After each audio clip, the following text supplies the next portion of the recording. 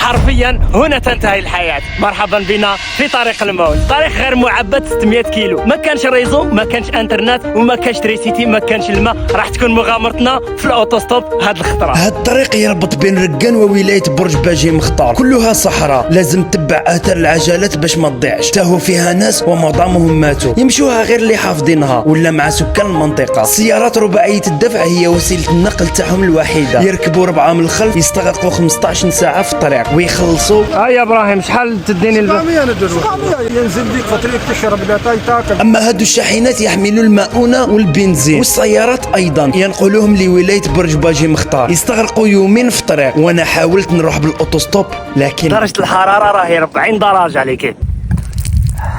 هاد الطريق فيها 600 كيلو صحيح، لكن كل 200 كيلو فيها باراج راح تماركي فيها اسمك. الا ما لقاوكش بعد 24 ساعه راح يخرجوا يحوسوا عليك. حرفيا راك في صحراء شاسعه. هاد الصحراء موجوده في الجزائر واسمها صحراء تنزرات. تليفوني وما قدرش بالسخانه، كيفاش انايا نقدر؟